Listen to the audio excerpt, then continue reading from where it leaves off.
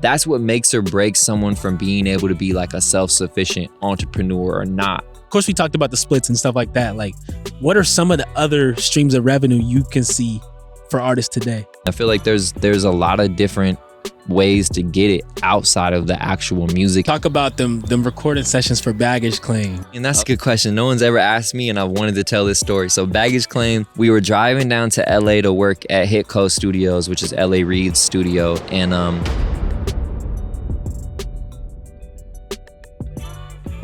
so this is take number 3 for those who are tuning in. This is probably take number 1. But welcome to PDX Biz Talk. But of course, man, you ain't really know about that until I told you, but it's cool. So welcome to the podcast. This is the PDX Business Podcast, where we have real conversations with real business owners, because we are real people who do real business. Are we not, Johnny? Oh yeah, we are. Shout out my boy Johnny. He's here, holding down the fort. My name is Zeke Jones, aka Young Mill. And man, we've been doing a lot of podcasts, talking to some of the biggest names in the city, some people who are outside of the city as well. Speaking of being outside of the city, we have a Portland grown artist and producer here with us today. This dude has been making a lot of moves in recent times and just in the past, because man, this guy actually means a lot to me. When I was coming up as an artist, I would look to him for a lot of inspiration as well. And I want to, give my boy his flowers, as well as introduce y'all. Maybe y'all know him, maybe y'all don't. But we have Tope in the building today, man. yes, sir. Show, Come on, man. I appreciate you guys pulling up, man. Absolutely, man. Thanks for having us, and thanks for tapping in with us. We've been seeing you make a lot of major plays these days. Of course, man. The podcast was a priority. I'm like, I'm coming, bro. We got to get one. Appreciate it. We got to get one. It's mandatory for sure. Mando. He's born and raised in Portland, but he's been in the Bay Area for quite some time now, right? How long you been out there? About 9 years now. 9 years? How's that shit treating you? Is it going good? Man, it's been beautiful, bro. Like, I can imagine. I really love the Bay Area. Like, it's a beautiful energy, beautiful community out there for sure. Yeah, man. It seems like there's a lot of potential for your music career, as well as just a lot of opportunities to get in and just share the music with the people. Exactly. So what do you think is like some of the coolest things you've noticed about being in the music scene out in the Bay Area versus being in the music scene back at home? I mean, like, first and foremost, I feel like the Bay Area support is just crazy. Like, the support I've received from the Bay Area has been like the support I haven't really received anywhere else. Like, the community, bro, is just very supportive, very inspiring. And like, as a producer, I've been able to tap in with so many artists from all different parts of the Bay Area, Oakland, Vallejo, San Jose, everywhere, San Francisco, man, like all the way even up to like Sacramento, you know? So they're pretty welcoming to you, huh? Been welcoming, bro. That's like love. People be confused when I tell them I'm not from the Bay, because they think I'm so tapped in there. They'll hear you say, "Oh, Portland. Wait, I thought you was from here the whole time." Yeah, and not saying that I didn't have support when I was in Portland, but it just feels different. You know what I'm saying? Like, it's different type, yeah. Yeah, and I think my theory is, like, when there's more success to go around, you can split the pie up and split the congratulations up, because more people are winning. You know what I'm saying? It's more food to eat from. It's not bro. like there's one meal that everybody fighting over. When there's one plate, it's like we're all trying to get a slice. You know what I'm saying? So the Right. Bay Area was just like really refreshing, really inspiring, and like a restart for me, like as a person and as That's a amazing. musician. Yeah, man, because you've been producing. Of course, I know you from being a rapper, because you really made your imprint on the city in the rap game. You know what I'm saying? Aside from the production as well.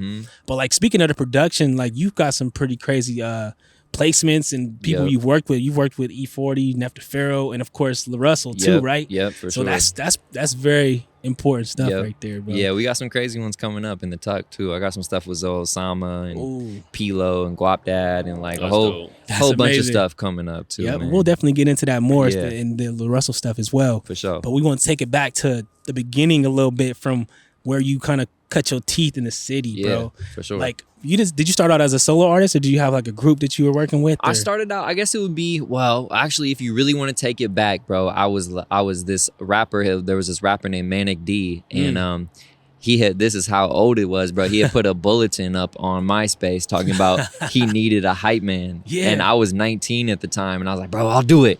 And he's like, okay, so there's one open verse in the set, and then you just gotta double all my songs or whatever. So that was like my introduction to playing shows in Portland. I was like 19, like playing Greek Cuisina and Burbati's and all this stuff, And then after that, it was Living Proof was like my first official release with me and Prem. Yeah. In 2007, our first release, Roots to Branches. So, 15 years later, bro, 16 years later, like, man, it's been a journey. But yeah, I would say Living Proof, and then solo, and then later on with like the T&E stuff. Which part of Portland are you from?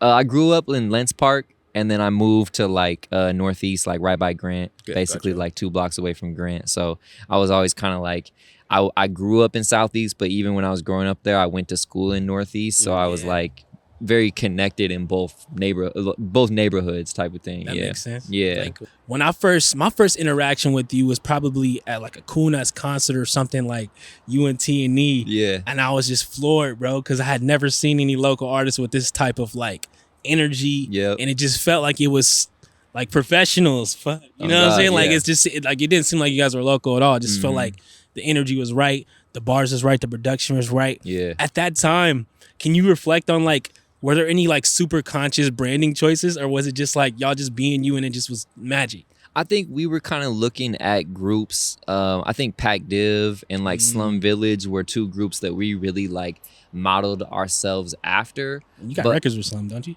I do, yeah. That's crazy. Yeah, I do. So that's crazy to say. But yeah, like I think we were looking at our inspirations, you know what I'm saying, and taking a page from them. But I think we also kind of approached it like we were 3 really good artists solo, like 3 kind of professional artists solo. Like Ep, of course, was like the best rapper in the city. Calvin's like an amazing producer on his own right. I had Motion on my own right. So we all came together, and it was just combining all of our forces into one, and then we all made each other better at the same time too. So kind of, I would say there was a conscious effort, I guess, in some of our style and like the production and the style of music we were making, but we were also just doing what we love to do and having fun, and that was real passion for it too. And that was cool with the chemistry, because we had a lot of stuff, like we were different, but we had a lot of stuff that we all meshed on. We all love Jay Dilla, you know what I'm saying? So it's stuff like that we were able to find common ground on.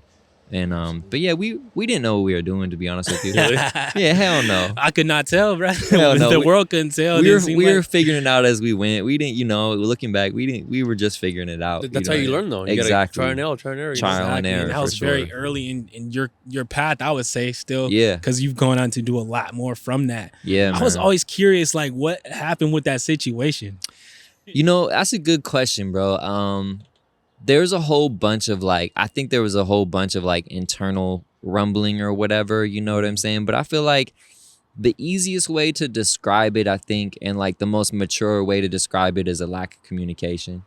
You know what I'm saying? I feel like lack of communication between all 3 of us. And then it started to become a little bit divided, where I felt like I was kind of separated from the other 2. And then it just came to a point where I said I didn't really want to make another project the way we had made the project before. Right. So I kind of made that decision that creative differences a little bit too. And that's why I say lack of communication, because it wasn't like a big issue. It was just we didn't talk things through. You know what I'm saying? And then we let things get so far to it was I don't want to do this anymore. I feel it. You know what I'm saying? And it wasn't until years later where any of us had a conversation. Me and Ep had an hour conversation on the phone.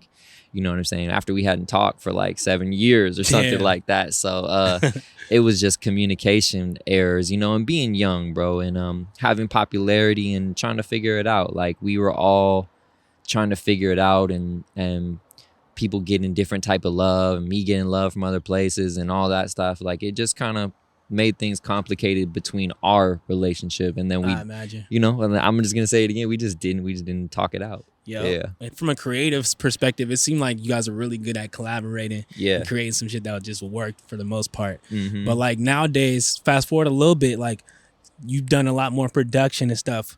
There's a project, it's called Qamp, right? A couple projects with that. What's that about? I know you were working with a lot of different people on that project, whether it's from strictly the production side or a lot of different artists too, right? Qamp is dope. It's this writers camp in Berkeley that they've done it 2 years in a row. And these 2 artists, Casey Cope and Marquito in Berkeley, they throw it. And they basically handpick the artists they want. And it'd be 30 artists, and we do 3 days. Dang. Of studio sessions all day long, and we have 2 rooms.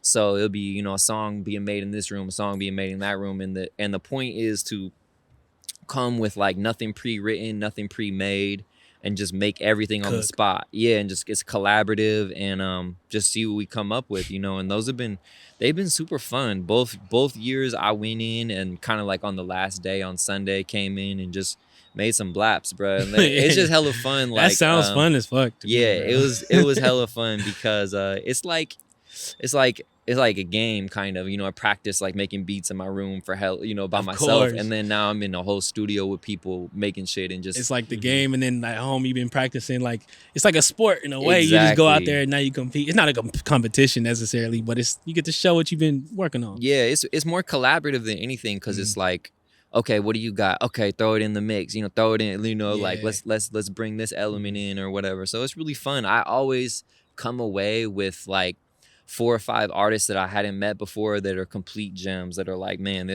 I want to work with you in the future. So know? do they pick them all from the Bay, or are they handpicked from here? Or Mainly here? from Like, the Bay, yeah, because it's that's mainly a lot. artists that they know or whatever. But and that's the thing too, is like I'm telling them is like, bro, this is only year 2. Imagine Qamp year 10 Yeah. when you can bring in, say you could bring in someone from Seattle or LA or whatever, you know what I'm saying? When as their network continues to grow, like Qamp will continue to grow as well. So like that's another representation of like the dope stuff that's going on in the Bay, like the collaboration, the just openness, the willingness to help each other, stuff like that. That's just cool. You know what I'm saying? I've always loved that about the Bay, man. Especially just being from Portland. Not to talk bad about Portland, like it's not No, not bad. There's nothing no. bad about Portland, like Yeah. as a whole.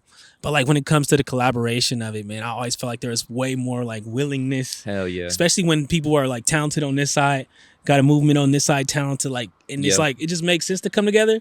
There's not that much barrier in between as it would be in like a smaller market like Portland sometimes. You know what I'm saying? I've But, noticed that about like local artists. Like there's like I've seen 2 types of like artists that are local. Either the ones that stick around here and complain that nobody supports me and don't get out, or the other ones that get out and notice, okay, Portland is cool, but let's go to other cities and expand and network. Exactly. And those people actually get more recognition. They get more buzz. For sure. So it's just crazy that the ones that I've seen that complain about Portland doesn't support me. It's like, don't worry about Portland. They haven't left. You know what I'm saying? that's the Yeah. thing, yeah. It's like Amina, he wasn't really like that here, and then he popped off and he comes back and has sold out shows. Like Yep. they're gonna show love after the fact. You Yep. know? Exactly. Yep. I say this to Bosco a lot. Like Bosco's like a legendary producer from Portland Shout out to that, Bosco. that left early and has had, I mean, enormous amount of success in the scene. But I'm like, bro, I really look to you because I've never seen you once be like, man, Portland doesn't support me Yeah. or whatever. Like Yeah. he's It's just never that moving mindset. forward, but he's just like, what else can I do? So I really like tried to adopt that mind state over the last couple years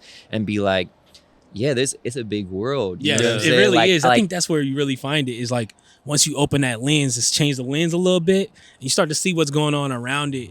You start to feel a little bit differently about how you move, how God. music feels to you. Yeah. You know what I'm saying? Oh, God. And it's funny when I moved, like all the stuff I thought mattered in Portland, like the people who I thought were gatekeeping or holding me Yeah. back or whatever, I moved and I was like, bro, none of this matters. At like all. at all. There's so much else going on. And Right. these people, and again, not to disrespect any outlets or anything in Portland, but it's like, bro, there's a whole world out there. There's millions of A people, whole you know. new world. Of course it feels good to be like supported by your hometown, but like Yeah. there are people who are going to associate with what you do and like what you do outside of your hometown. Mhm. Like that's just a fact. You I know? agree. And it's more support as well. I've noticed. Yeah, Yeah, and it's not just Portland. That's kind of like that's everywhere. that's a small Yeah. scene. That's everywhere. Which is That's what just- we compared to. Yeah, just you like know? we mentioned with the plate of food. You Hey. know what I'm saying? When it's not a lot to go around, It- sometimes it gets a little tricky. for sure. But it really just comes down to what your goals are. A lot of people, when it comes down to the local thing, it's not a bigger scale that they're really competing For on. sure. You know what I mean? So when it comes like to me, like that's never really been my thing as an artist. Like, yeah, of course, I did my stuff in the town to make sure I, cut my Definitely. teeth, get it popping. Make sure they know me out here. hmm Some people they don't know out here, they might go out elsewhere and then come back and then it works. And you experienced saying? that young, like you were able to get out of the town before you turned 18. You know Yeah. what I'm saying? And be Right, and, like, be see here and what's out there and there. that, and like really go experience it. So you like were blessed to be able to really see that as like a prime example of okay, I can move around. You know what I'm saying? And it's only gonna make it greater back home. It's not gonna take Absolutely. away from anything I'm doing. It's just gonna add to it. You know what I'm saying? For the most part. But yeah, it's mind state, bro. It's about mind state, and I think really having a bigger goal. Because if your goal is to be big in Portland, then you'll be frustrated with like what's going on or what's not. But if your goal is to like beyond that, then it's like, set yourself a high goal. Exactly. It's like shoot for the stars, land on the moon. Cause it's Facts. like, you know what I mean? Like Facts. if your goal is bigger, you know what I'm saying? If you fail, you still gonna get higher than if your goal was down here. You know what I'm saying? Because you just got to take those shots. And unless you tried it, you know. Exactly. I always thought about that. You know, it's like why live a life full of what ifs? What if I did that? What if I did when you're older? Oh, maybe I shouldn't have done it. You know, because you'll regret that. You'll start resenting yourself. At least you tried it. If you fell, you fell. You know. Yep. It's like I was talking to my friend at the beginning of the year, and I'm like, bro, I'm shooting, like I want to shoot for $100,000 a year. You know what I'm saying? And then if I shoot for 100,000 and then I land on 70,000, I'm gonna be happy with that. That's gonna good living for me. You know what I'm saying? So like even just that type of mind state is like, man, go high. You know, like if you shoot for 75, then you might end up in 35. Oh you God, know what I'm saying? Like you gotta just trust in yourself. You gotta really like trust yourself, believe, bro. And sometimes you gotta put those things out there to really manifest them. Like I'm a big believer in manifestation. So. Put out there and speak it into existence, you know, like go do it. So let's talk that talk, man. When it comes to production, like when it comes to your sound, how would you describe your sound at this moment? Yeah, like I would say very, very West Coast, heavily influenced West Coast, but also still with like a soulful feel to it. You know what I'm saying? So maybe not like standard G-Funk or LA sound, but like kind of, man, I feel like a mixture of LA, the Bay, and the Northwest. That makes sense. It's you know a nice what I'm little, saying? like melting pot, because that's all in you. Like my shit be warm and cold at the same time. Like I have warm elements and I still have like the soulful voices and the little shit that be like Northwesty to like me. It be sunny out there over the hill, and it be sprinkling on this side. Oh my God. So like different elements to it, you know. And I feel like you know, my history of like being into soul music, being a fan of J Dilla, Madlib, all that type of era has helped with like my sound now, because I can kind of combine some of those forces of like maybe the newer West Coast sound, or like the Larry June type sound and LaRussell type sound. Smooth, like classic West Coast type sound. So I feel like I'm somewhere in between there. Yeah. Did you ever have a mentor for producing? Not really, not like directly. I would say my friend, I used to work with him at the CD Game Exchange. Shout out CD Game Exchange. Off of Hawthorne. My man. My dog Devin who is like a popular producer in his own right, like in the beat world. He kind of like showed me kind of how to make beats at the beginning, but honestly YouTube has been my biggest, that's key, you know, mentor in that, because I really learned so much just from watching other tutorials and like going to figure it out how to do it myself. Really, it's really being resourceful, huh? Yeah, tapping into what the internet can literally be. Bro, YouTube University. Yeah, absolutely. That's how I learned. Hey, that's slept true, on sometimes, bro. That's how I learned with my business when I first started learn how to do the whole detailing with cars. I learned from YouTube, and then I learned it as I went. I didn't have nobody to really help me with the detail part of things. Nah, you know? bro, if you want to learn something, the knowledge is out there on YouTube. Oh, it is. And the tools are there, bro. The tools are there. You gotta pay to go to a university for real. Like, there's a lot that you can get for free. Just tap into that and just put it out in the field. Go use it. See what happens. See how it feels, and just mold it. You know what I'm saying? Because you'll teach yourself by doing things a lot. For sure. More than just reading them sometimes, but sometimes you got to get that knowledge and take it with you. Bro, if you want it, you're going to figure out a way to get it done. You know what I'm saying? If you really want this shit, bro, you're going to, and the knowledge is out there, you're going to soak it up if you really love it. Like, I really love music and love producing, so it's like, I love learning about it more and more. Because you're passionate about it. Yeah, and the more I learn, I'm like, this shit click. It's clicking. It's all clicking together. You know, I can do this and do this and do this. It's like, man, it's passionate about learning. Even 15 years in, bro, I'm still getting better. Still learning every day. Yeah, still learning every day. Speaking of learning, man, I've been watching the social media stuff grow as well. Like, is there kind of like what's the content strategy currently? Because I know you've been putting out a lot of different clips, a lot of different things like that. Trying to stay active with like kind of having my own brand as well with everything I have going on with LaRussell, because he's such a big presence too, that I could be easily kind of caught up in just being the background of that, which I don't mind at all, but I also like want to have my Tope thing going on as well. Absolutely. So like, Yeah, there's been a couple of things like consciously, like this year, even just like slapping my logo on all my videos and doing like behind the beat or tag a rapper. Like there are certain things that I've seen just work really, really well that I've tried to do more consistently. Like specifically the how I made the beat has been a popular one, because it's like a lot of people don't know how beats are made or what goes into it, or you know what I'm saying, that I'm using real chords and bass lines and synths and all this stuff. So it's educational, you know, and it's also like it's entertaining to watch, and it makes you like the song even more. But so there's probably a little kid at home that's like a little Tope that could probably look at your content now, and just like we were talking about the YouTube stuff, they want to learn how to make beats. They can go watch Tope's content and really soak up some stuff, and I've gotten make it easier messages, for them. bro. I've gotten hella messages from a lot of like kids, younger people that have like are using those techniques and stuff. Like it's been really, really rewarding. And I think and that's something I picked up from LaRussell is like, bro, if the content makes you smile and makes you feel good, I'm gonna share it and I'm gonna shoot it. Like I really only do stuff that I feel good about, that I love. If I watch it and I smile or I laugh or my head's nodding, then I know I gotta post it. You know what I'm saying? I know I got because it affected you internally. Exactly. And then I don't post anything that doesn't, you know, unless it's like something I have to post, promo or something like that. It's like if it's not something that evokes emotion out of me, I won't post it, you know. So that's been like the strategy. So it's still quality versus quantity too. Yeah. But it's still quantity of quality at the same time though. Yeah, like I mean, I'm trying to be consistent and like even write out a scheduling plan, because I also have so many clips, like whether it's L. James or LaRussell or whoever, like performance clips to post as well too. So like kind of scheduling that out is helpful as well. Like, okay, Monday's gonna be this, Tuesday's gonna be this, Thursday's gonna be this. You know, I'm still trying to get better at making all that content. Is there a platform that you use to do that, or you just kind of do it in app?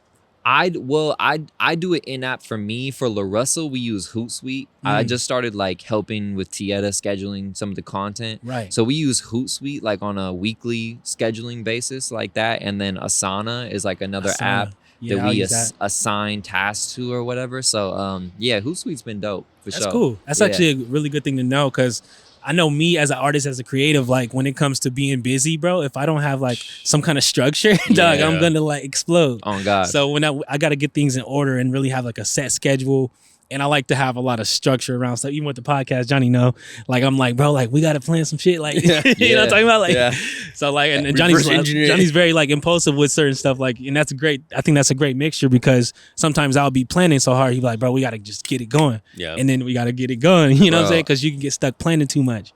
But if you have those tools to kind of, you know, keep you in order, you can knock those things off the checklist and you're not stuck in that phase, bro. Yep. What do they call it? Like analysis paralysis. And so if you're analyzing shit too much to where you don't act, you know, so that's what you want to avoid. A lot of musicians get caught in that too, like a lot of musicians. But I think another thing, like the challenging part about being an entrepreneur, which you guys probably can relate to, is like that scheduling shit, bro.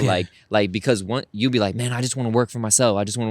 And then once you get there to where you have 7 days a week where you could do nothing if you wanted to, that's when it becomes important to have a schedule, a routine, all this shit. Cause it's like, bro, I can cat off for 7 days and not, I could not make beats if I want to, but that's not conducive to where I'm going in the future. So it's like, nah, gym, workout, emails, beats, you know what I'm saying? Like all this type of thing, like having a schedule, bro, is important. And it's like, that's what makes or breaks someone from being able to be like a self-sufficient entrepreneur or not. It's like everybody wants to work for themselves, but can you like when it really happens for you, are you gonna stay productive, or are you gonna be fucking around and watching? You know what I'm saying? You can hit a certain peak where it feels like you're at like, I'm cool now. That's not when you sit down though. When you hit that point, that's when you got to go harder. If you be real, exactly. That's when because it could all fall out from there, bro. That's when the work really starts. Yeah, you know what I'm saying? Ain't no comfy, bro. And that's what happened. Like with the last couple years, it's like, damn, bro. We both, like with me and LaRussell, it's like, bro, we've both been grinding for 10+ years, but it's like now the game just started. Like, we've been doing it for 10 years, but now, bro, now that we're in the game now.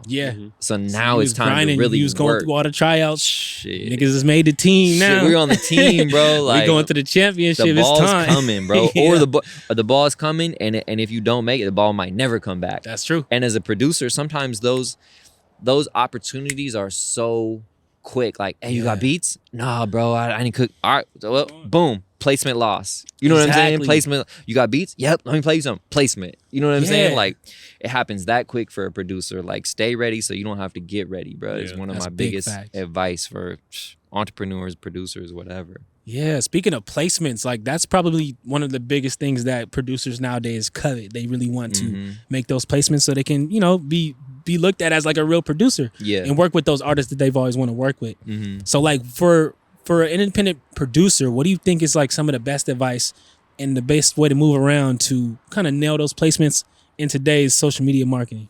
Man, for me, bro, I did so much free work first. You know what I'm Yup. saying? I did the free work first that led to placements down the line. So I think a lot of producers can get stuck being like, my beats are 500. And if you don't got 500, get out of my face. And it's like, Yeah. nah, bro, that's not the way. Like, work with the people you love, like invest into the things you love, and then other things are going to come. You know what Yeah. I'm saying? Like, I've never chased placements. I don't even email beats. Like, you have to damn near come pull up on me for a studio session for me to even play you beats. You know, like, Has it always been like that?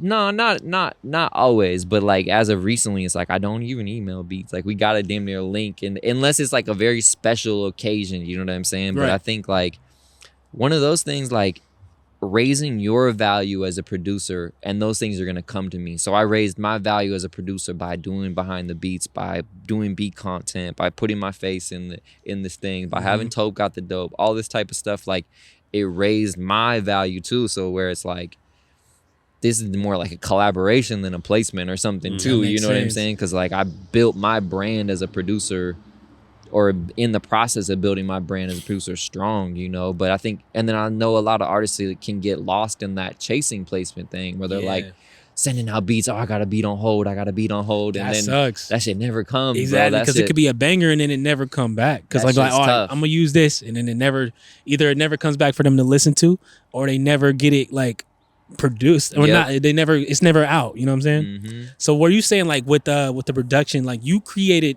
an entity of your own versus just being the guy who's trying to get the beat placed, right? Yeah, for sure. I think that's probably For a sure. very key aspect of being a producer now and an artist Mhm. too. It's just like give people that you want to collab with a reason to collab with you. Definitely. Otherwise, it's a little bit lopsided. You know what for I mean? sure. For Plus, sure. you could charge more once they, yeah, you And if, there's- if they really want one, you're okay. Here's the price. You built your brand. That's a fact. exactly. But lucky enough for producers today, there's more than like one way to go about it. Like Yeah. you could do splits and talking about royalties and Nah, for long sure. term versus short term.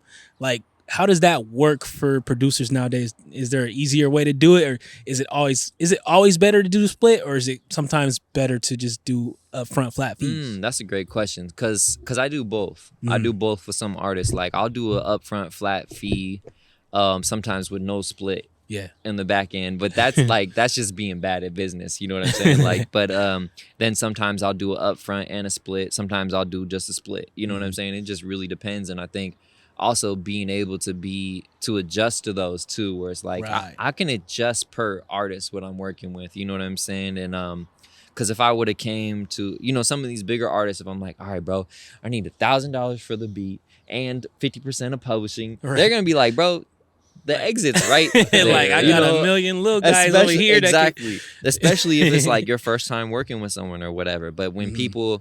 it's more like when people approach me and they're like, man, I want to get some production from you. What's the Right. cost? All this. So then it's like, it's an upfront fee.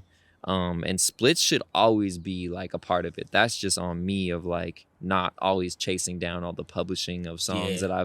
beats I sold to people and stuff like that, because it is a lot of admin work. You know what I'm saying? Like course. figuring it all out, chasing shit down, and sometimes even the artists don't know that they should be giving 50% of their publishing Exactly. to the producer or whatever. So yeah, a standard split would be 50-50. If there's one artist, one producer, there's 50-50. And then from there, the producers are, however many producers are, they're splitting that 50% pie. Same with like the writers on the other side are all splitting that 50% pie.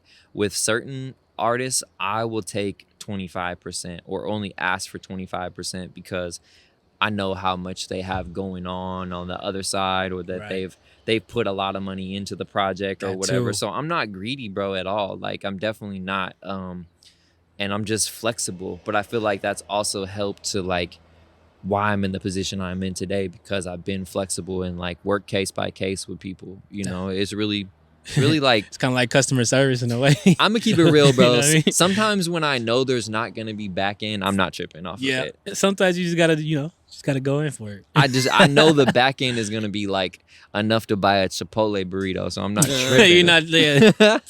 It makes sense because like it doesn't make sense to argue over a little bit. Like, No, I'm not tripping. Did you always know about that? The whole business side of things, the splits. Splits, Early on or splits no? is kind of a newer thing because when we used to use CD Baby as distro, it didn't give you the ability to do splits. I So think it does now, but does it now? Yeah, okay. But back 10 years ago when I was uploading music, so on my part as a rapper, it kind of sucks. Like I wasn't able to give splits to all my producers then. it was so much more difficult. They were just giving me a beat, bro, and I'll see you later. Like I appreciate it, but no, I would say splits.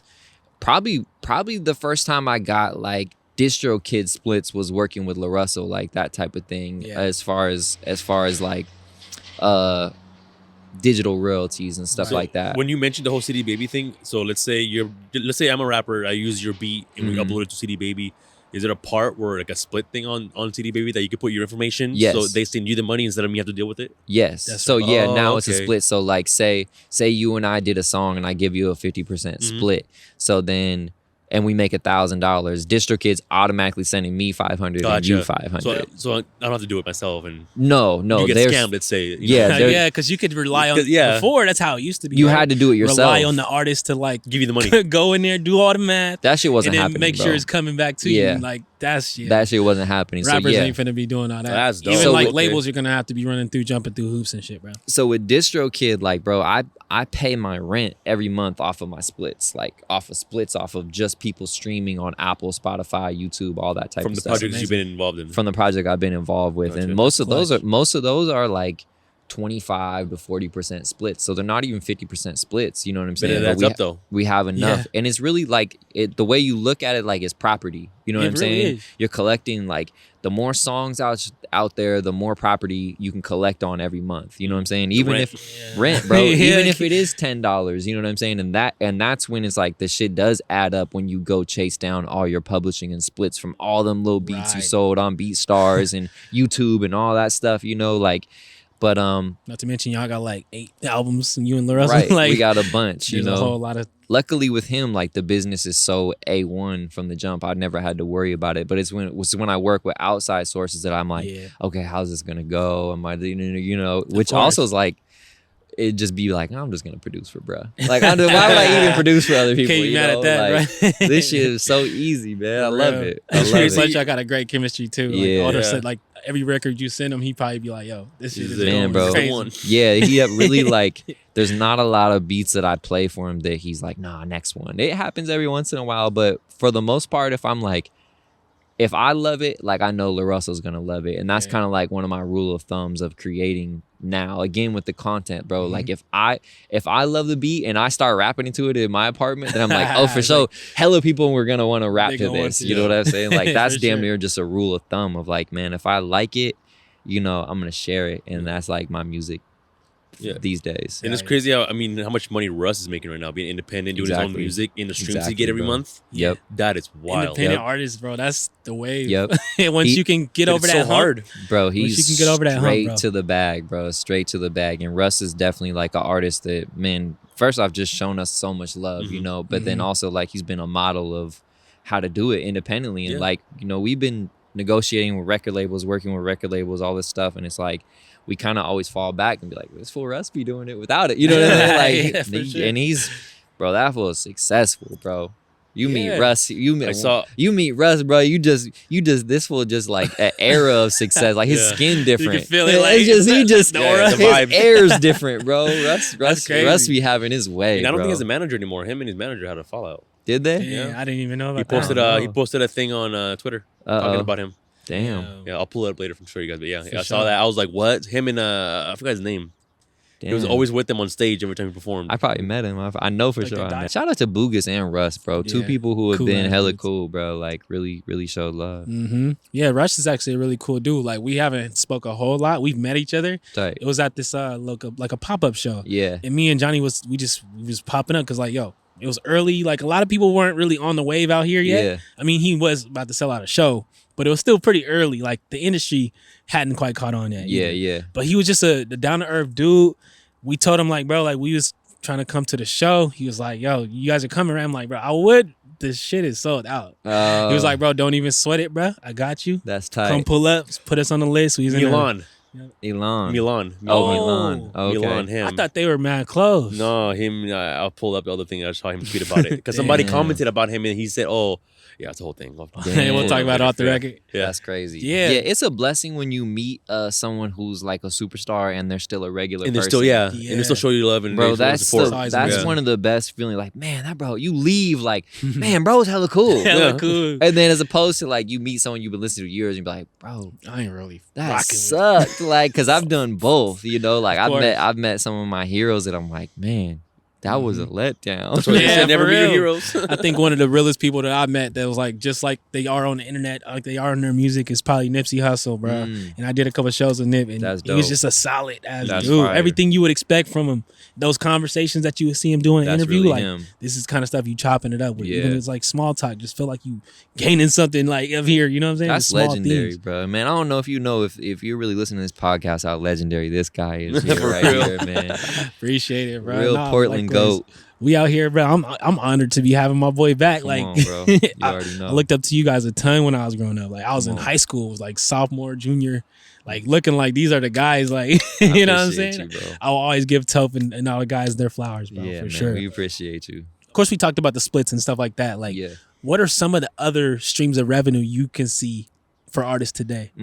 I mean, I feel like one of the biggest ones is just merch. You Mm. know, Merch, yeah. you can't download a hoodie. You know what I'm saying? You That's gotta right. buy a hoodie. You know what I'm saying? You gotta buy a t-shirt. So merch is so big, and really like I feel like developing your merch to where it can also live outside of your music. Mm. You know, you look at an artist like Larry June or even like Burner or something, and their clothing lines now can kind of have growth and They live on their live own. outside of their like a real clothing line, you know. So and still selling music, honestly, you know what I'm saying? Like I think it's not as popular as it was, but the real fans are still gonna buy vinyl. They're still gonna buy a tape if you put it out, like Yeah. collectible type stuff. So direct to consumer sales is something we've seen a lot of success with. Yeah.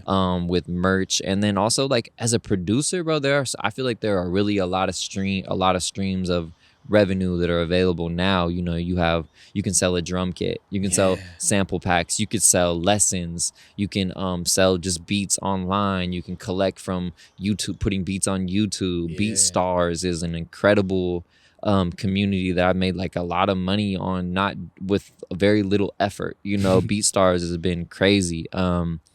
Yes, and stuff like that. Definitely, I feel like there's a lot of different ways to get it outside of the actual music, and I feel like all those things are important to having as a package. Like whether you're a producer or an artist, like merch and all those type of things, like actual real physical items where people can buy is so important. And then also like sync licensing, movies I and was wondering about TV that too. shows, stuff like that. That's a gym. There's an For incredible sure. bag. Like I know producers that don't even work with artists that just are doing sync placements and Yep. licensing and stuff like that. And that's a whole nother world. Mhm. You know what I'm saying? It's almost it's similar, but it's almost even different for producing for an artist than producing for a commercial. Yeah, And I've done that. Commercial or a film. Or, Yeah, and I did a lot of that last year, like experimenting where I kind of got thrown into it. Like I was doing Yeah. commercials for damn, I'm forgetting the name of the company right now, but it's Jeremy Lin's shoe company in I China. know what you're talking Anta. Mhm. Anta. They have Clay Thompson too. And yeah, like they kind of gave me a couple things at first were really easy. I just had to make the music, 30 seconds of music. They And didn't then have like any like strict guidelines or anything like that. they had like they gave me like, you know, a sample of what they had in mind, and I was just like, just make something similar to this. And then the next one was like score the whole commercial from ground zero. I'm like, so with bro, that, do you see the clip first, or you have to Yeah. build the beat around the clip? exactly. That's kinda hard. It's hard, bro. It's it's very different because it's even different timing, and then also communication. You're talking with a team that's in Japan, and there's the language barrier. There's a language barrier. There's also a time barrier. time zone. So we're working on a deadline. So I'm up at 3-4 a.m. like talking to bros, like trying to get because we're talking about a frame adjustment or 3 frames where I'm trying to move the music 3 frames over, and I'm like, why don't you just move it? You know what I'm saying? Like you move it, you know? So it's like that's a challenge, and that was like completely different for us, you know, for me last year, like just learning how to do that. And then there's other sync licensing where like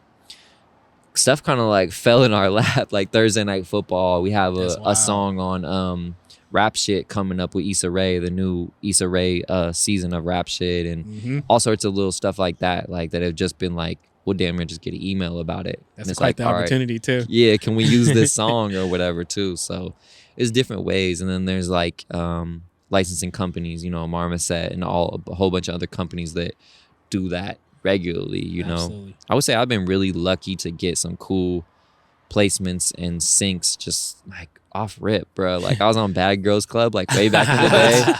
Hella random. So random. Hella random, bro. When I tell people that, they're like, huh? What the hell, you? Right. Yeah, I'm about to post that clip. I gotta find it. Yeah, please. Definitely want to see that. I gotta find that. We can link it with this clip that we give you from this shit. Just chop that shit together. Yeah, that's like I was always curious, like when it comes to producing, like how do you feel about the leasing thing? Because that feels kind of weird to me. Like where you got a record and somebody records over here, but then you can still sell that beat to, like, from a producer's standpoint, they're like, okay, this is good. Right. Because I get to make the bag off of the same beat. But to me, it always feels like, yo, what if bro really got something right here? God. But he didn't get the exclusive. I mean, it's not your fault. But at the same time, it's like, it feel kind of weird. What are your thoughts on that? And I feel like that's something I've had to adjust because we came up in an era where leasing was weird, bro. When leases first came out and people were doing $35 leases, I was hella confused. Like, I would never do this. Right, because you thought, like, a lot of times they thought they bought the beat. Right, and the whole, like, the whole part of it is getting with the producer who's dope, making that beat, it's yours. Like, bro, we spent like over $1,000 on our first project just buying beats from people, you know, like getting beats from Sapien, all this stuff like that. Yep. But as I've grown, and I think as like time has went on, bro, I see the beauty in leasing beats for both sides. Like, bro, I could only imagine like going back and making a project as a rapper and being like, what? I can get the hardest beats for $25 off YouTube. That is a plus. What I'm saying? It is a plus. And like make a whole album with that. And then like as a producer, I've seen it where like, so my leases are as low as $100. So I'll sell that same beat 10 times. You know what I'm saying? And that shit's amazing, bro. So how does that work? Makes perfect sense. So at least means like multiple artists can get on the same beat. It's like you're renting it. You don't own the exclusive. Is that what Tory Lanez does? What do you mean? Remember the songs that he had like multiple people on the same, like it was his chorus, the same beat? Oh, I can't speak on that because I feel like I know what you're talking about though, like where he'll sell it like a collab, but it'll be with a beat, and then multiple people will be like, but it could be elite, like he leased the song, because you could lease a beat with a hook on it too. Yeah, that's what it is. So hook on it. So could it be from the producer then, right? So there'll be like a contract, like typically there'll be a contract that'll be like, this lease is good for 5 years or 100,000, like a million streams. After that hits 1 million streams, you need to renegotiate with me. That lease is expired. You know what I'm saying? Right. But most artists aren't gonna hit 1 million streams. But that's how there's been a couple hit songs. I want to say like Bobby Shmurda, like his beat was leased. Like it was an old Lloyd Banks beat. You know what I'm saying? Like that's happened recently a lot where I think Old Town Road was a lease beat. If I'm not mistaken. I feel like it could have been. So now you see artists like having hits with beats they got from BeatStars or got from YouTube. So it's just like, it's just changed the game, bro. And I feel like it's just evolution. Yeah. Like it's just like the evolution of business and the evolution of music. And it's like one of those things, like you can embrace it and go with it and make money that, or you can not and kind of be stuck over here. But it's like, again, as a producer, you got to kind of go with the times now. You gotta be able to adapt. So now I'll lease beats, and it's just easier for me too, because I'll have a lot of inquiries, and it's like, you might not have $1,000 for a beat, but you've got 100. You know what I'm saying? And boom, go get it over here. This is it. If you really want to come play with the big boys, it's gonna take a stack. You know what I'm saying? But that type of shit. Like,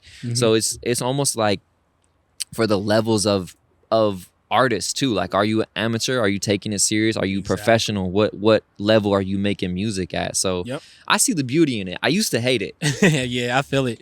But I think there is some positivity in it for those people who still want quality beats, but they just want to dabble a little bit. They might not be ready to really swing like that. You know what I'm saying? So if they can get some fire beats, you never know. They might trip and fall on a banger. On God. and now they are ready to swing. And there's some then they coming back. On God. And there's some incredible YouTube producers. Like there are really incredible YouTube producers. Like Skies, who produces a lot of LaRussell stuff. They started out leasing beats to each other. Now they have a whole relationship where Skies, you know, millions of streams off LaRussell, you know, but it started out with just, you know, it's somebody he's never met overseas, you know what I'm saying? So it's like, and again, it's just a matter of the willingness, you know, because if he was like, no, I'm never gonna do it, it's like, then you would never have this relationship with this artist. What if? Bro, I wonder how, like, do you remember 30 Rock? Like, I used to get a whole bunch of like emails from 30 Rock of just banger ass beats, and like he went on to like actually get like some real serious placements with like probably like Migos, like Cardi B, that type of stuff. Hard.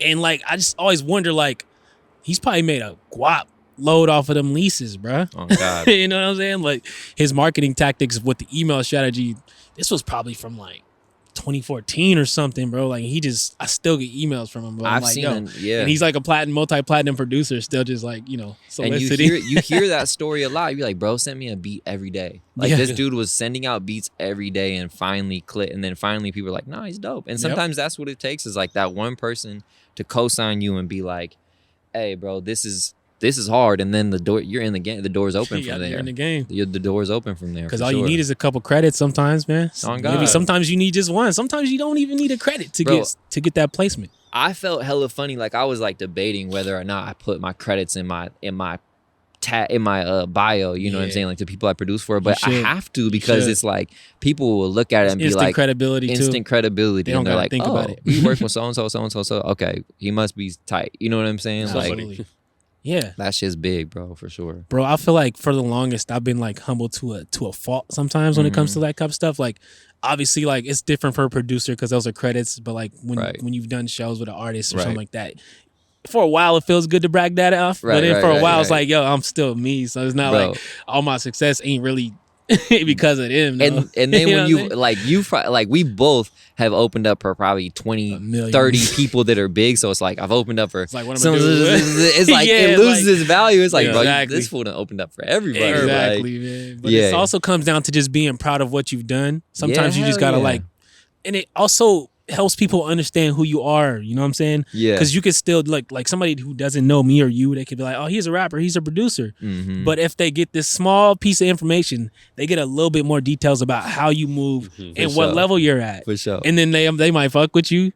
They might not know who you worked with, you know what I'm saying? But at the same time, they still know who you are. You gotta put yourself out there, bro. A lot of people are just too shy to let people know what they've done. For sure. Or too humble, which is okay to be humble. Yeah. But sometimes you gotta let these niggas know. You gotta step on it, for sure. It's funny because like whenever people kind of will be like, "You used to rap," they'll be like when they're figuring out my past, I'll be like, "Bro, I opened for Nas, bro." Like, I rap, bro. Like, like I did, and that'll be like the measuring stick. It'd be like, "Bro, I opened up for Nas, dog. Like I really rapped." Like, I feel you. And it's that same conversation I have with people too, is where it's like, because I do a lot of video production and stuff too. Like I've shot a lot of music videos for artists who probably aren't as big as I am, but they might not even know that I've done that, you know what I'm saying? Just because I separated, you know, I want this to be live over here, but you know, at the same time, my video production company was started off my videos that I've done for myself. So. Exactly. You just gotta stand on that shit. No, definitely. Yeah. So about the tour. So right now you're on tour. This is why you're here. Tonight you have a show. Who are you on tour with right now? Who's with my dog L James from San Jose. We just dropped a project called From the East Side with Love. That's produced by me. And then we have my local homie Pricey. He's from Portland, Northeast Portland. We dropped a project in early 2021 called No Game, No Glory. Right. Then we have Stoney, who's like, just a town favorite in Oakland. Like one of my favorite artists, and just like an artist I'm really just happy to support and like help give her a platform. We're working on a new project too, but it's a little ways out. But man, just 3 artists that I really like love, you know what I'm saying? Wanted to come up here and like play these shows, but also like showcase some of the production work I've been doing and some of the artists that I've been working with or whatever. So I just felt like it would be a cool little, Tope and Friends night. And how many dates is it? How many shows? We're only doing 2. We're only doing Portland, Seattle, then we're back home. Yeah. So and who planned all this out? Like how many like days or days? It can be days. How many months in advance did you plan this tour out? I want to say we started it in like February or something like that. Like, cause we had a LaRussell show in Portland on the books, and me and Cool Nuts we had already been like locked in this show, but we were waiting for that show to be done to announce this one or whatever. So it's been a couple months in advance. Shout out to Cool Nuts. He helped me. He helps a lot of people. He helped me put these shows together. And these shows, how did you guys end up putting it together? Like, meaning like money wise, did you have an investor? Was it own money? Was it partnering them up with the promoter? And you know what I'm saying, doing splits at the door with the tickets? It's mainly just doing a door split with these venues. So like I'm at the point where like I'm probably not at the point where I can ask a venue like, oh, I need 1,000 to come play or rent out the venue or something like that. So we do a door split and kind of take a risk. You know what I'm saying? And for those those people out there that are watching that are artists and they want to go on tour, but they think they need all this money up front. You don't really need all this money up front, right? You can talk to the promoter. Well, man, I will say like it does cost money to hit the road, bro. Besides that, obviously, right. Airbnbs. Yeah, it's like Travel, bro, gas, man, food. the flight, bro, and that's some things that people don't think. The flight, the Airbnb, the car rental, and then food as you're out of town, the just little stuff, getting merch ready and stuff. Like, bro, it does take some money to do it. You know what I'm saying? But as far as like, you don't always have to rent out the venue and stuff like that. You can find a venue that is at your size too. Like, know what your draw is, know what type of venue. Like tomorrow we're playing a small venue. It's only 100-person cap, but it'll be easy to fill. It's gonna be easy to make money on this.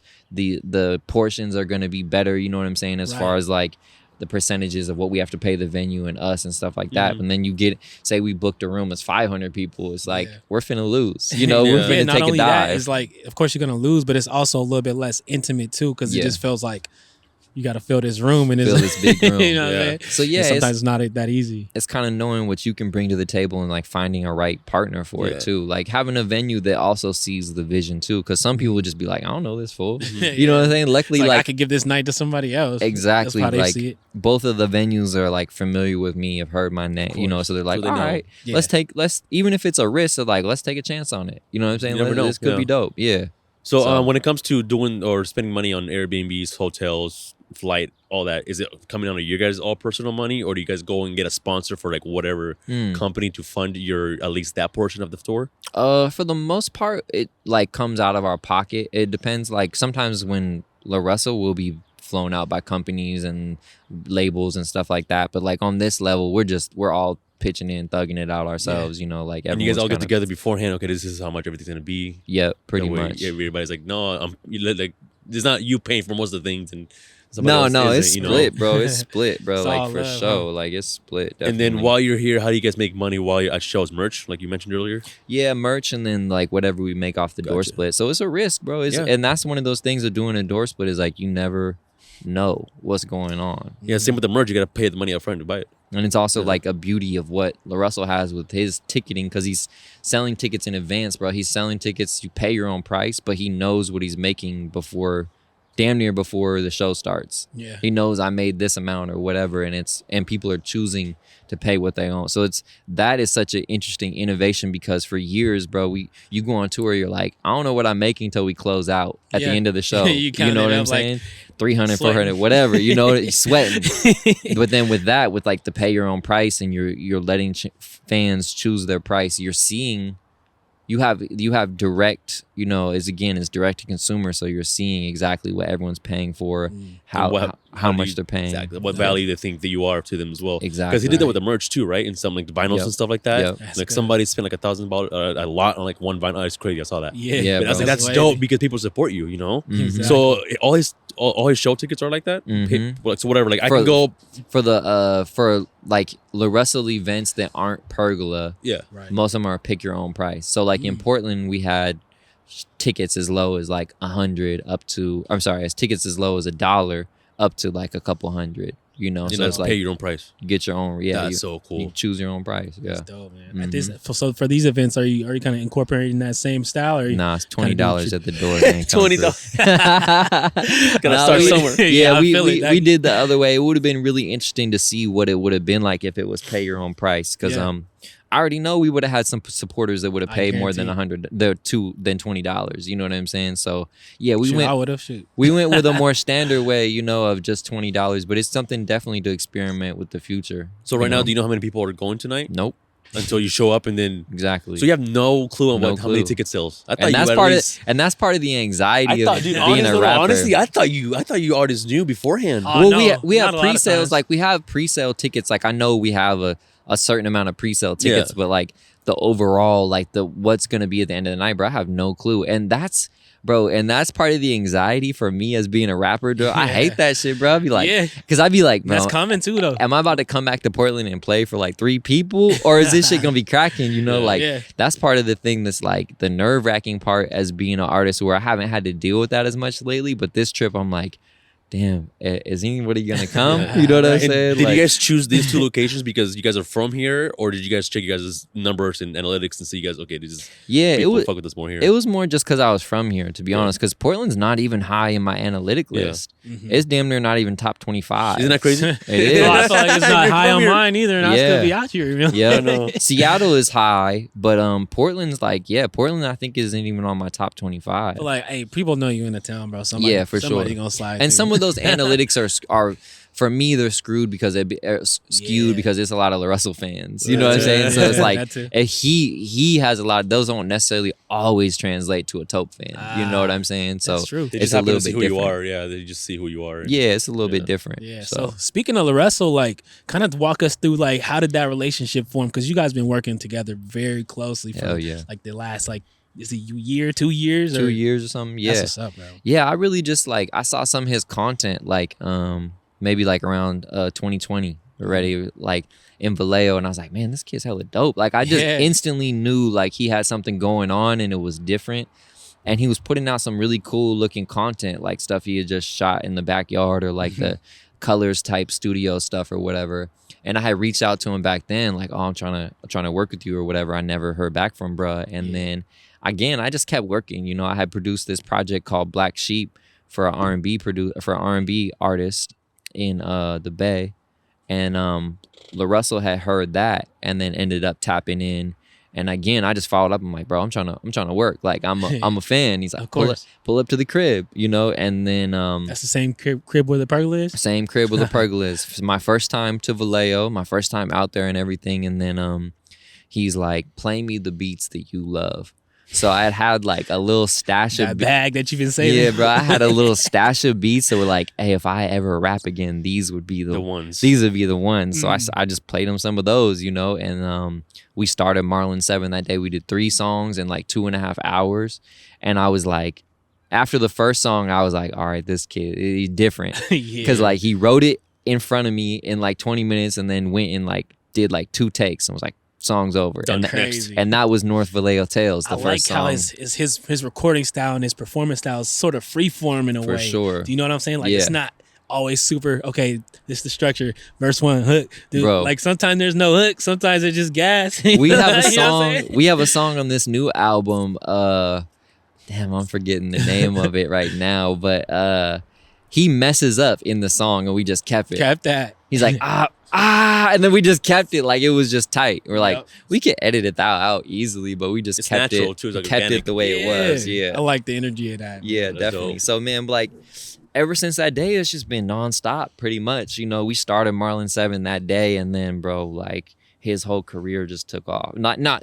It was just It was like, you know, Gradual. gradual. It wasn't because of Marlin 7 or the we clicked or whatever. It just happened to be I met him a couple months before he just started taking off. You know what I'm saying? And then the first album after his, you know, initial blow up was Marlin 7. So it was really like, it was just amazing to see the response, and people had kind of been waiting for him to drop, and Yeah.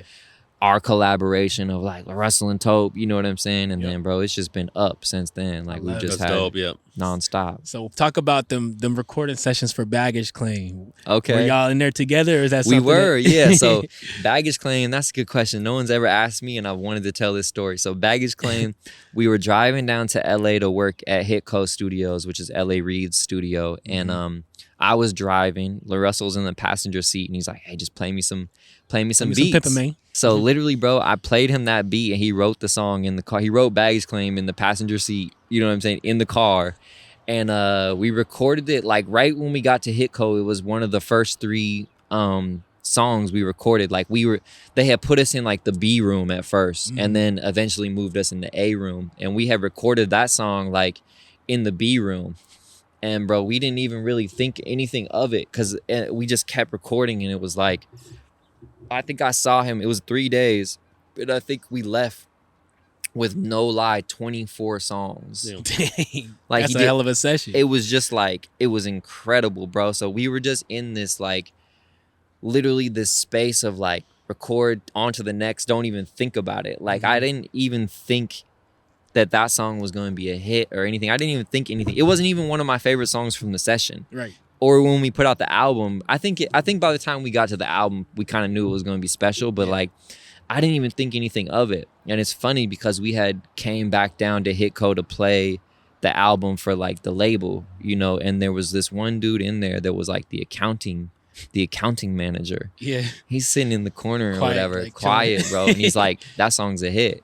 He's like, that's the hit right there. Go get that that bad bag. part is the hit. Yep. You know what I'm saying? And then we shot the video back in the back of the truck, and that shit just went viral, Yeah, bro. super crazy. And then it kept going viral and became a trending sound, and TikTok, Instagram, whatever, it just went nuts. You know what I'm saying? But it was so nonchalant. When we made the song, I don't think either of us really thought twice about it, you know? Yeah. And we just kept working, and then that shit just went nuts, you know? Sometimes it's those ones that you don't predict. It Exactly. just- the Never lightning hits. strike. Like we Exactly. were talking about it with Cool Nuts, bro. When sometimes your record ain't always the one you think it is. For sure. Sometimes it's what the people think it The is, and people it just chose. gravitate to. The people chose. Yeah, the people made that a hit for sure. I remember the first time I was scrolling and I heard that, go get that bag. I was like, okay, this Yeah. going crazy. This Yep. making you want to get up and go get some money. Yep.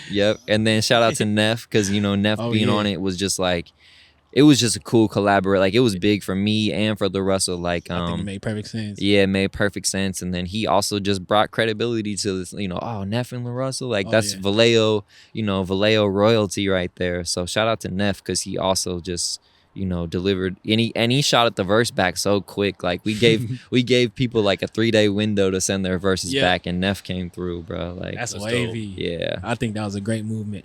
Yeah. The way y'all put that together. But there's so many records that y'all do. Like, yeah, when I think about you and LaRussell, bro, I Yeah. think about volume, like Yeah. the amount of content, the amount of music.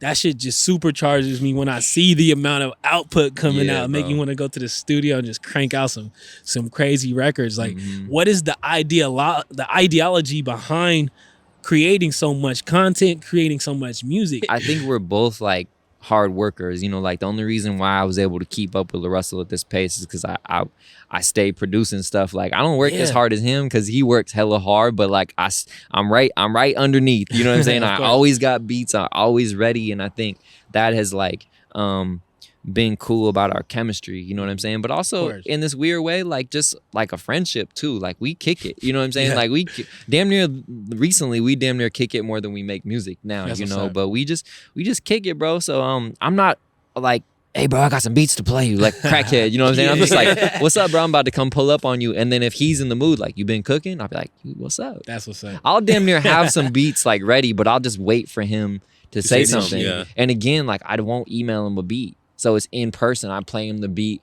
We're both excited of the energy, that type of thing or whatever. But I don't even know what the thought process was last year for making so much music. It just happened. Like, we were making projects in a day. Yeah. Like, we did Days Like This in a day. We did 96 Bulls in a day. We did, you know, That's Champagne insane. Gummies we recorded in 2 days. You know, like, we just were going crazy. And I think it was both of us, like, seeing how it's inspiring when the music is being received well. Yeah. It makes you want to go make more. Like, the first couple Absolutely. times I went viral on Twitter for a beat, I was like, damn, people like this shit. I woke up the next morning, made a beat. Cook. You know what I'm saying? Because it's inspiring. You're like, see, bro, Motivates you. I know I'm dope. You know what I'm saying? Like, Yeah. I know I'm dope, bro. That makes Like, perfect sense, bro. Because every time like something hits for me, like I'm like, bro, let's go drop another one. Or like Yeah. when you get a good deal, like you close a deal when it comes to like business or something You like get that. more. Like Yeah. I'm bro, like yeah, like okay, let's knock this out. Where's the next one? Like And I I'm think, ready to just pursue. yep. And I think the ideal with the content from them is like, bro, every piece of content that you release is your chance to go viral or your chance to gain a new fan or to gain a new listener, to gain a new sale.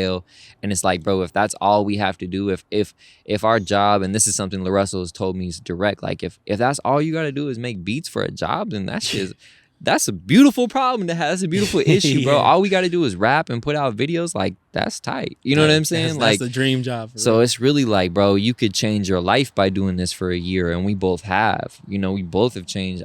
Both of our lives have changed so much in such a short amount of time by putting in that effort and like, again, like you said, analysis paralysis, not over analyzing it, bro. Yep. I have beats on 96 Bulls or whatever that I don't even feel like we're done, but we dropped them. Exactly. You know what I'm Put saying? it Like out. they weren't bad, but they just were like, I wasn't sitting there over analyzing them for months. You know what I'm saying? I Yeah. made them, sent them, played them the next day, whatever, you know, Yeah. like. I think that's a great mindset shift for a lot of people because it's also a shift in the industry too. Because you know how people would put a good Yep. couple months into an album, one album per year. Yep. I think that's changing a lot because Definitely. when you're able to put out so much music, you start to like separate yourself from it. It's not your darling no more. It's more Mhm. about, okay, we got more real estate to sure. create. You know what I'm Yep. saying? So it's more about just getting more music in the hands of the consumers for people Mhm. who want to enjoy it and doing these shows, right? Yeah, and I think the trend has changed. Like we used to be able to drop an album and go disappear. Drop an album a year, but bro, Yeah. it's almost now like if you don't albums last, they don't last as long. Nah. Now we don't. go through an album in a night or a week. If someone's listening to your album for more than 2 weeks, you did a great job. You know what I'm saying? That's It used true, to be yeah. I used to be the rule of like a month back in the day. Like when Right. we used to drop music. If they're still slapping your music a month later, bro, you did a good job with your. Now it's a day, bro. They Yeah. listen to us album all night. Trash or classic. Yep. You know what I'm saying? Either way. So I think like just putting out that more music too is like kind of the wave. Like putting out projects quarterly or whatever it is like it's kind of the movement right now I too. feel so too you because I know? feel like you can. It's just like shooting your shot, right? Yeah. So like each song is like a shot. So if Exactly. you gotta make, you can't make every shot. Oh God. So the more shots you shoot, the more you probably gotta. It raises your percentage of to make it something making it, 100%. bro. 100%. And I think that's a great way to think about it. If you're an upcoming artist, like sometimes, bro, you can't sit on that album for too long. Sometimes Hell you got to no. just let it fly. Hell no. Because it might be a banger now. If you sit on it too long, it might fizzle out. So I have like a rap project that I did when I was in Oakland, but I never dropped it. Yeah. And now when I went, I was getting songs ready for the show, and I was like, oh, fuck, I forgot about all these songs. And it's like I can't drop it now. But if I would have not overthought it and dropped it then, it probably would have been dope. Stuck, But now it's 4 or 5 years old. Like now it's for real dated. Yeah. But if I wouldn't have like been so tough on it then, I could have been able to drop it and it would have been good. Is it something like? Is it just like the actual recording of it? Is it something that you could relace and it would bring new life to it, or is it just the Possibly. sound? It'd be everything. It really, Yeah. because my production has gotten Mentally, better. too. Yeah, mentally I'm in a different spot. But like it would have been it was a time frame of that picture, or that it was a picture of that time, Time you know? capsule. Yeah, exactly. But now it's like my life's way different. I'm talking about different stuff. I'm experiencing different Absolutely. stuff. So it would feel weird putting out that project. But then, 2018, it would have been dope. You know what I'm saying? Yep. Yeah. But I I overthought got it. hella music like that too. Yeah, that I still haven't I dropped. thought A lot of I thought music about like it too that. I'm much. still dropping that shit, dog. Fuck. Let's go. So yeah, bro. Like when it comes to being a musician, there's different eras, of course. Like For sure. one of my favorites, it was probably the blog era. You know what I mean? Like when Yep. people would go to the blogs, and that's where you find the new music. Yeah. It wasn't even so much for streaming. It was like you click that link on the blog, Yep. or it's like a little media player on like that Piff or something like that. Like Mhm. how instrumental was the blog era for yourself, and what did you enjoy the most about it versus today's music scene? Well, I feel like just discovering new artists, like it was so big. Like I was saying it the other day, like there was a 2-month period where I discovered Dom Kennedy, Nipsey Hussle, Overdose, Kendrick Lamar. Yeah. All these dudes like in a couple months, like experienced all of them. So it was like such an influx of music, and like we had said before, like a lot of that music was free, so it was so easy to get. And like it was like Two Dope Boys was like the morning newspaper. You know what I'm saying? Like I would just be like, all right, what's dropped? Who's new? Who's this? Exactly. So like as a fan, that was a great time because there was so much dope music going out and like just people trying new stuff. You know what I'm saying? And then as an artist, I feel like I was able to, on the very tail end, like of the blog era, like I got love from all those blogs that I used to read, bro. Like OK Player, Two Dope Boys, Double XL, Hip Hop DX, all of them started showing me love. And it wasn't easy to do. That shit was hard, bro. Getting curved left and right. Oh my with God, the submission. bro. I remember dropping like 20 submissions a day and it's still not getting no love. Shit, bro. I emailed Two Dope Boys for 8 years, bro, before I got posted. And it wasn't until I did a song with Blue that they even cared. Considered it. You know what I'm saying? Then it was like, and then it was one day Shake was like in my email, like, can we debut this song, bro? I remember when I got that email and Two Dope Boys first posted me, bro.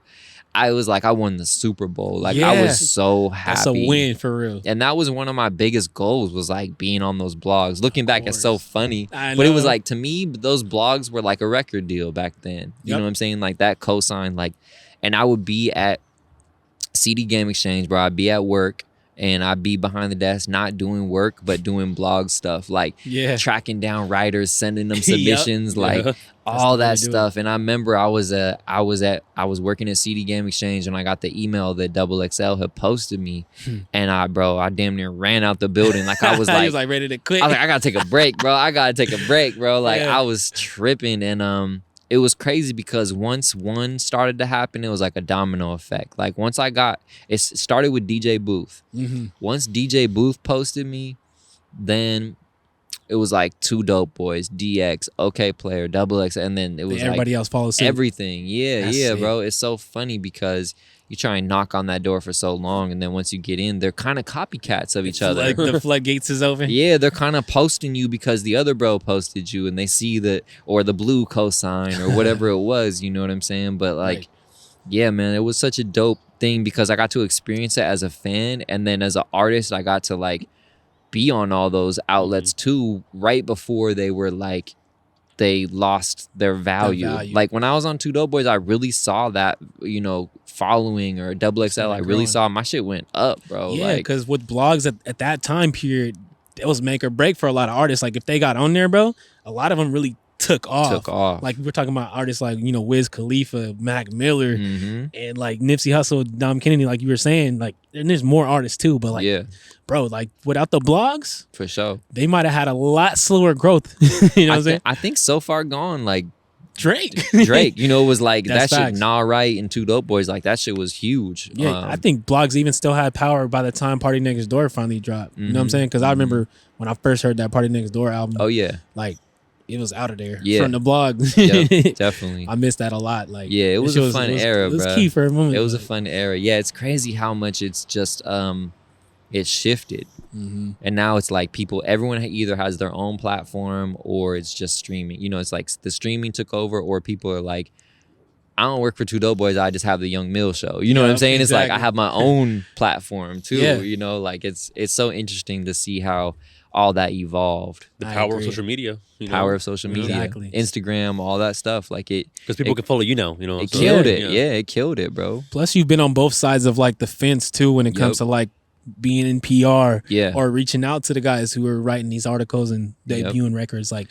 what was that? Are you still in that, or like what was kind of that period? Not as much. And it started from like just building a really big database of writers. Like I still have it, but I have a spreadsheet, an Excel sheet of like people's names, their email, and their company they're with. The company they with, and I would just build that thing out, bro, and keep it updated. Was heavy. Hell yeah, and keep it updated. And I had this crazy ass way of finding people's emails.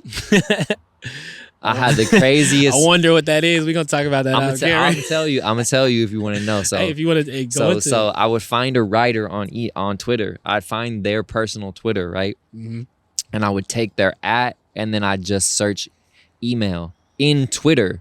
So it searches all their posts. So if they ever gave their email to someone on Twitter, I'm about to find it, or Gmail or whatever. Because damn near, you know, they've been on Twitter for hella long. So there's probably a chance up and did a they gave their email, bro. I remember this one writer at DX, she was like, how did you find my email? And I told her the method, and she was like, that is genius. Like, that is crazy, They're bro. like, I respect that. Yeah, right. bro. I had the craziest way of finding people's emails. I would do everything. Like, I would do everything that was legal to find it. That was legal. You know what I'm saying? So I was like, that was part of it. And it was like having that job that I was working there 5 days a week. I always was at a computer, and I was always not doing my job, but doing that and like hunting down writers. And then this is a nut, bro.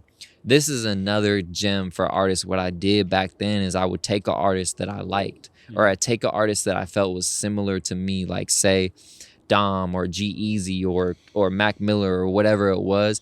And I would Google search their last single in all the outlets that wrote about them. And then I find that writer, email them, be like, hey, I saw your email. I saw your post on the Mac Miller thing. I really liked it. I thought it was dope. I have some music that I feel similar. So I'm branding myself in the same channel of those artists that I look up to. So I'm like following the path of Dom Kennedy, bro. Wise. Finding all these blogs that posted Dom and trying to get in that door too, you know, like it was almost like how, you know how you do targeted ads now? It was just like the rough version of that. Like, that's smart though. A lot of artists still marketing though. Like, it and literally is the definition of like targeting your market, bro. And so I would either take an artist that I looked like I would do G-Eazy at the time because he was a white rapper who kind of looked alike. So I'm like, if people like I just thought about it like this: if girls like G-Eazy, they would like me too. You know what I'm saying? And then if my music sounded like Dom or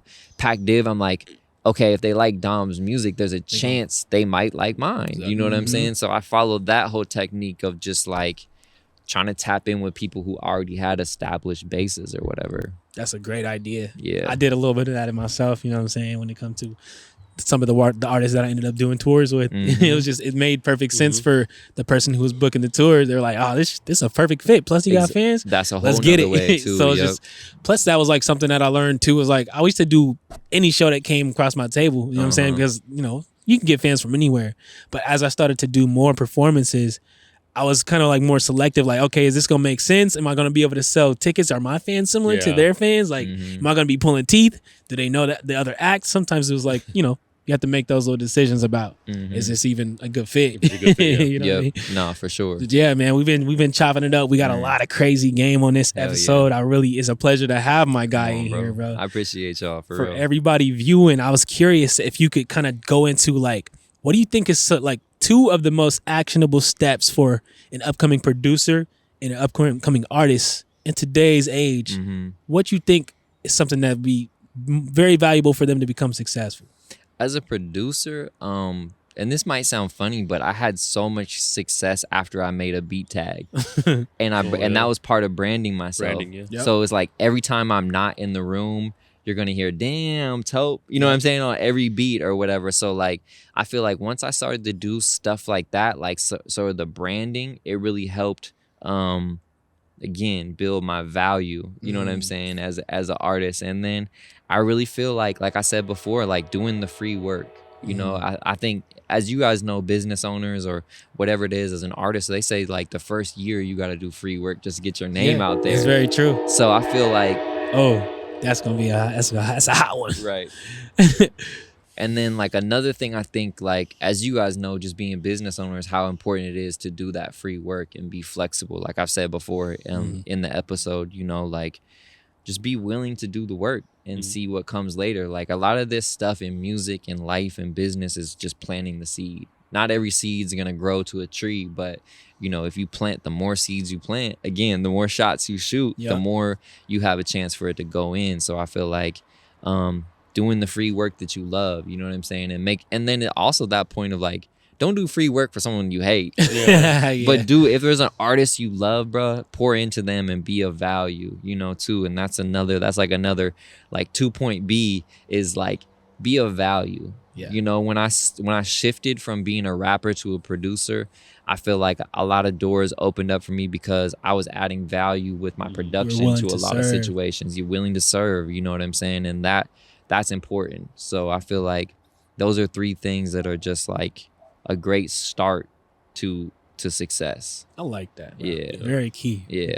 Let's talk to Johnny. What you think? What would you say some of your best advice for upcoming artists would be right now, just off the top of your head? Upcoming artists. I mean, I'm not an artist myself, but like I said, the whole branding. You need to have an image. You know, the way you look. That's what I've noticed about all the artists. You know, the way when you're on stage. You know, the way they look, even on Instagram, even out and about. You know, image is key because, like I said, always you only got one opportunity to make that first impression. You know, so yeah, it's all about branding for me. Definitely, bro. That's very key. I think for me, like, I think a big mistake that artists make, and even business owners too, is just like with artists, they look at people, they're trying to gain fans, right? But a lot of times you have to really step back and treat it as if you're nurturing a community and kind of building something around you, something that you're passionate about. Yeah. Because I noticed that a lot of times people just treat them as numbers, and these are actual people. You know what I mean? So like, take it back to the human form. Yep. And everything that you're trying to serve and create, like, make sure it just makes sense, bro. Make sure it's something that people can connect with and just build on top of it, bro. Yeah. Be you. That's good. That's great advice. Yep. You know what I'm saying? 100%.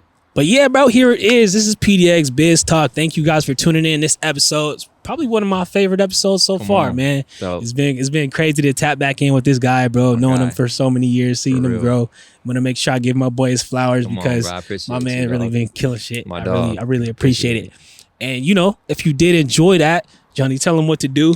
Please subscribe, share, comment, you know, hit the like button, share it to all your guys' friends, and appreciate, you know, people been tuning in our videos. There's been good numbers. Absolutely, man. The minimal marketing we've been doing, honestly. I know, right? Just let it be organic and just planting those seeds, bro. Dope. If you see anybody that you want us to have on the show, make sure y'all leave it in the comments or send us an email because we will follow up on that, man. It's going to be PDxBizTalk@gmail.com. Oh, yeah, man. Dope. And Tope got a show tonight. Yes, sir. At the time we post this, it'll already have happened. We already killed the show. We already killed the show, shut it down. It was already sold out crowd, you know. It's good. Exactly. So tell the people where they can find more of your music and it's connect with you. It's Tope on all social media, ITSTOPE. It's Tope.com. On streaming, TOPE, Tope. Yep. Yeah. Simple as that, man. Tope. We'll catch you guys on the next one. PDX Biz Talk. For sure.